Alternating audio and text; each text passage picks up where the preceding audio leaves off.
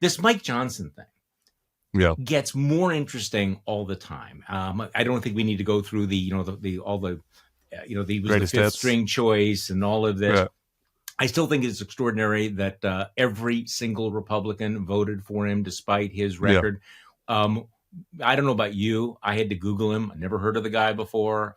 He's never been vetted. Just a really brief anecdote before you get into this. The only reason I'd heard of him, because he's relatively new even here in Louisiana, but when I wrote, people, could go back, I wrote about, and I don't think I even included this in there, but it was an observation I had. I went to the Louisiana Republican Convention. Oh, yeah. And he piqued my interest there because, as I wrote in the article, the crowd is insane.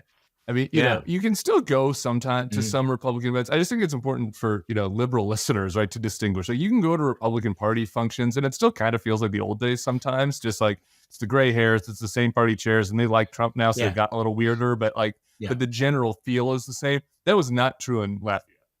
The crowd was crazy. Like, they were super Trumpy. And they were only cheering for the most insane things, the election fraud, the vaccines, all the conspiracy stuff. Right?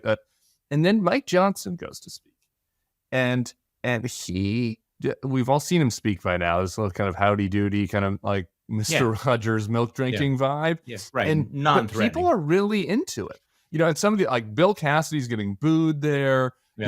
So and people are into it, and he's using very, obviously very religious language and iconography. He's also using MAGA, very comfortably speaking in, kind of MAGA election fraud stuff. But then he also talks about, random swamp maintenance or whatever, like a couple of like logistical things of actual governance. And people are into it. And people were very positive. And I watched that and I was like, man, this guy is like exemplifies this sort of MAGA establishment thing where he's been able to blend, at least coming off as someone that can handle basic competent stuff, unlike Louis Gohmert, while also being, very radical in his rhetoric. And so I just kind of filed that away. And so when his name popped up again on that list on Monday, I was like, huh. It's not like I predicted him coming, but I sensed that he had, it's been tough to find people that can do that bridge, and he's bridged it for now. We'll see how long he can hold the bridge. Well, I mean, you have a chance for people to get to know who you are before you become second in line to the presidency. Sure. Now it's been reversed. So it occurs to me that one of the things we've talked about and both of us have written about is the danger that when you keep saying, hey, these guys are wackadoodle extremists, Christian nationalists, I mean, the crazies are in charge. The problem with that is when a real extremist, a really guy way out there comes into power and you say, wait, you understand this guy's way out of the mainstream, that a lot of, including our listeners, will go, well, yeah, I mean, they're all like that. But wait, this guy, Mike Johnson, I mean, not only was he a full-throated election denialist, he actually wanted to get his colleagues to sign on to that letter asking the Supreme Court to throw out tens of millions of votes. So, I mean, this is at the far edge. Okay, others went along with that. We're now finding out that this is a guy, and I am not mocking his Christian faith. I am specifically talking about the specific brand and taste of it, where he apparently thinks there was no such thing as evolution, that men and dinosaurs were, coterminous. They were around at the same time. The earth is 6,000 years old. He is into the most extreme anti-gay ideology out there. He believes the Roman Empire fell because of homosexuality. He's been involved in God, we can do everything, Charlie. I mean, it keeps going on. The gays, it's unbelievable. Well, empires. It's one thing, to talk about, because we've had these debates about, well, people, there's a lot of hate and there's a lot of anti-gay sentiment and everything, but it's like, wait, now the real guy has come rolling into the room, and it's like, have we shot all the rhetoric about, no, you understand this guy is like really, really from the woolliest part of the fever swamps, to mix my metaphors. Yeah. I don't think we have. I think that it is important to talk about this distinctions and the difference. And I think that, look, there is reason for liberals who to look at the Republicans and think they all like that, because they've all gone along with it, right? And just because, and in some ways, right, what you go along with is who you are, right? in other ways, it is different, right? Like what are going to be things that motivate him? What are going to be things that put him forward? Are people going to be able to slow down, his more extreme views? Maybe, but we haven't heard a lot of people speaking out about it. It's pretty telling about the nature of the Republican conference that Tom Emmer, who voted for that gay marriage compromise bill, there was one Republican congressman who specifically said, from Georgia, I'm blanking on the guy's name, but he's a Republican from Georgia. He specifically said that I cannot vote for this guy because he supported gay marriage. He's got to get right with God before he can be the Speaker of the House. Okay. So that was, a deal breaker for somebody that Tom Emmer is for gay marriage. Mike Johnson thinking that gay sex should be illegal was not a deal breaker for anybody. Now, some of them might say it, I disagree with him on that, or we disagree, right? But it wasn't a deal breaker. Nobody was like, hey, and I do think that's telling about the nature of where the conference is, where the power is within the conference. And there's just no pushback on this. I mean, it would have been easier to define Johnson, I think, in the pre-Trump era, because he just fits right in the mold of a Santorum, of a Ken Cuccinelli, of an Alan Keyes, right? Like Gary Bauer, like at the far edge of the religious right. Rick Santorum is Mitt Romney compared to this guy. Right now, right? Yeah, so that's what I'm saying. In the pre-Trump era, it would have been easy to fight him because would have been his brand, right? I would have been the most extreme Christian conservative. Okay. But now he's gone along with all the Trumpy stuff. That's what I say. So now we're adding that on top of it. Anyway, and I think that's that is a little bit harder for people to wrap their heads around. All right. So I guess is my point.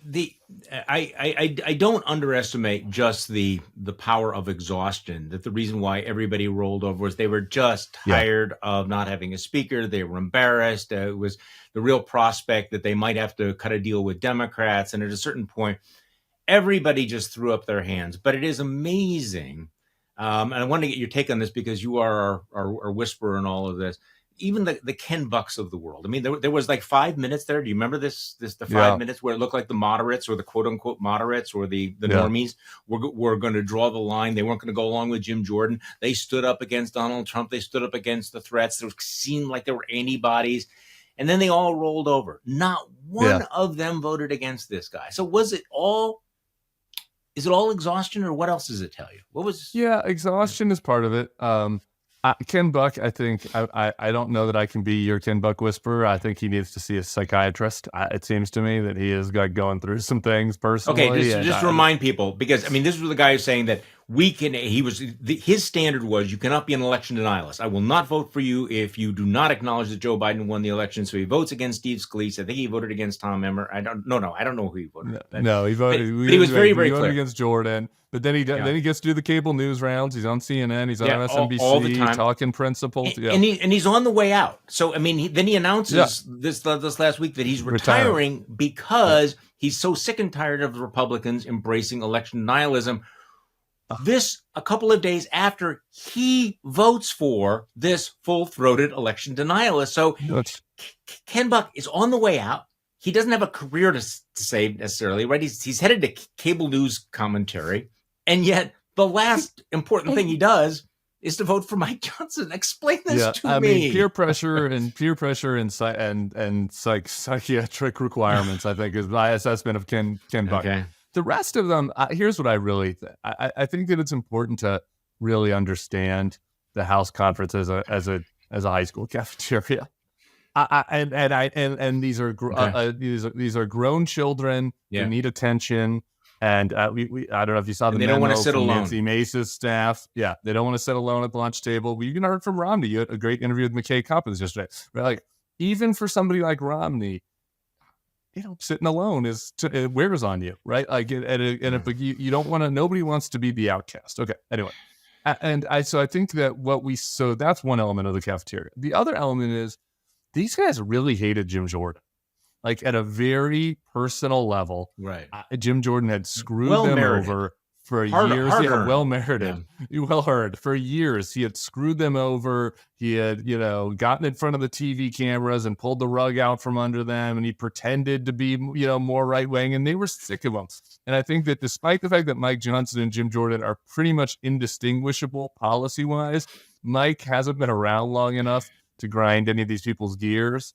And so they just did what they've gotten accustomed to doing, which is just folding to the real power center of the party, which is the MAGA right. And so that's how I assess it. Some of it was they were embarrassed and tired, but others of it was the Jim Jordan thing wasn't actually based on principle. They used the rhetoric of principle, but it was really more based on personal animus. Yeah. Okay, so I want to move on from Mike Johnson in just a moment. I actually had to stop myself. Okay, is it Mike Johnson? Is it Mike Jones? Yeah. Because I haven't gotten quite used to it. I had to save who was so I had to save Nicole on live TV the other day. She was just like, and she looks at me and she just spaces out and she's like, "What's his name again?" And I was like, I do not judge anyone on all of this. Okay, so his first big thing, of course, is to link Israel aid to this slash an IRS, which was, of course, a big MAGA talking point that we, have to roll back Joe Biden's enforcement measures. Kind of blew up in his face when the CBO comes back and says, yeah, that's not actually going to save any money. It's going to actually add to the deficit.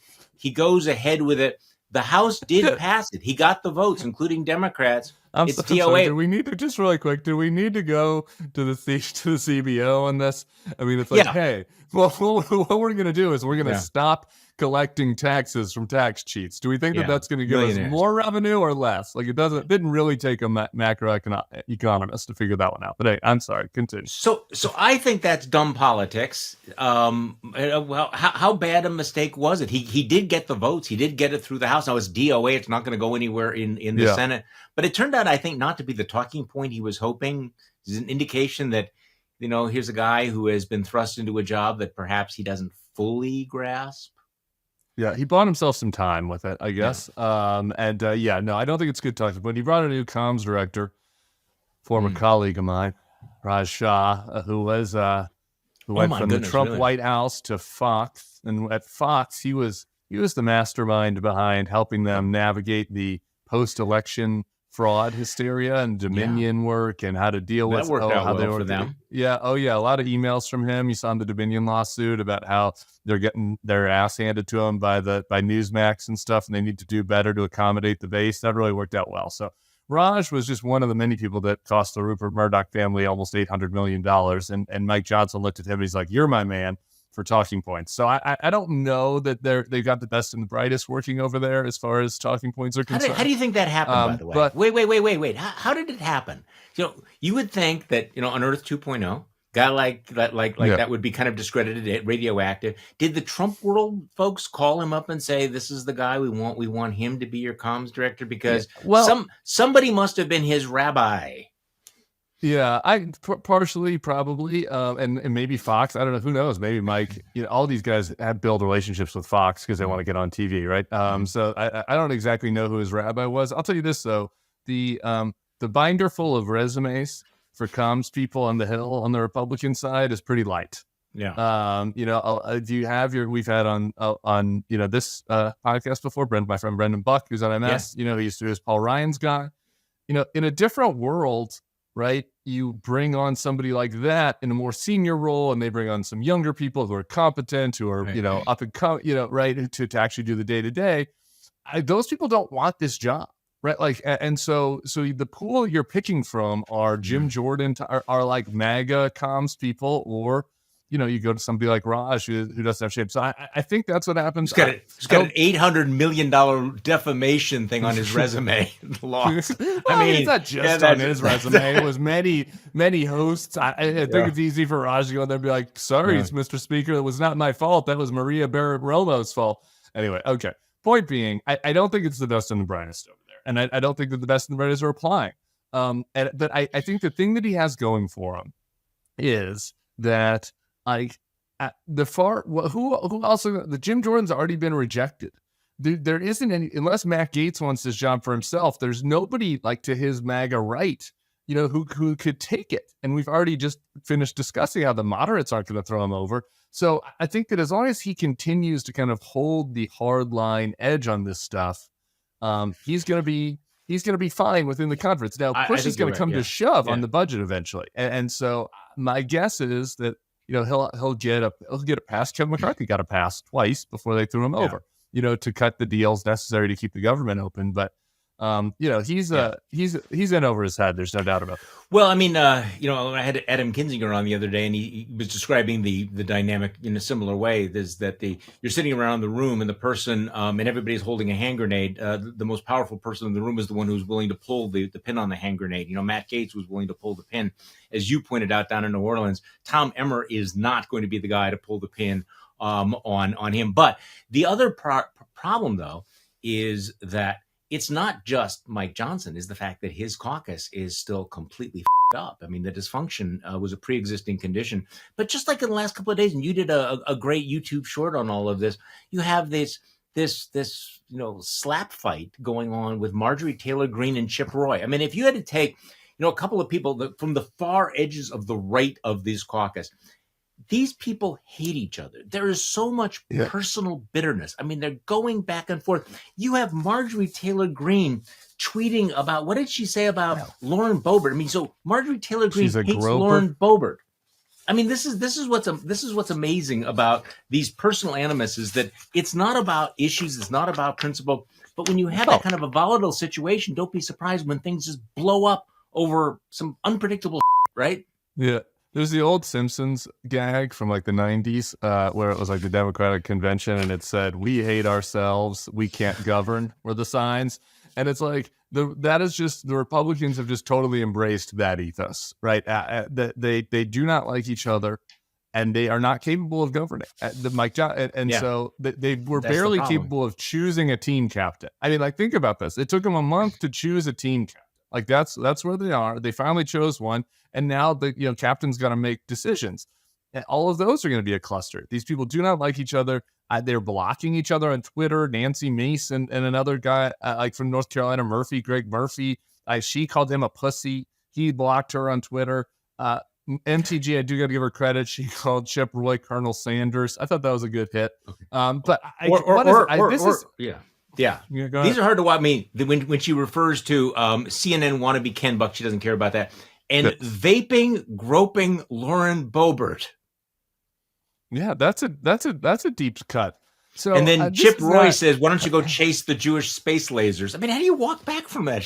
Yeah, this is not happening on the other side. So look, these people are children. It's a cafeteria, and again, who are doing these tweets? This goes back to the question of, like, can Mike Johnson put this together? Can he come up with good talking points? I just want to shout out this. Like you mentioned, Kinzinger's old comms person, Laura Gillespie, awesome. Cheney's comms guy, a guy named Jerry Adler. Both these people are out, right? Like, who are you recruiting from?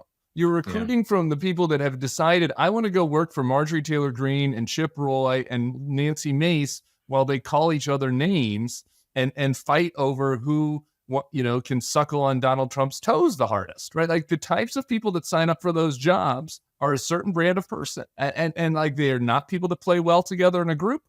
They're not people that care deeply about policy and helping the country. And so this is what you're going to get. I just had a flash of like a group therapy session with Marjorie Taylor Greene, Lauren Boebert, Nancy Mace, because they're all going through something, right? I mean, they're going through some stuff. And I don't think you can analyze it on a political level. There's some psychological stuff going on here. Yeah. And by the way, I don't mean to pick on just women. One flew over the cuckoo's nest. Maybe. Yeah. Who's Jack Nicholson here? I don't know. Matt Gaetz, maybe.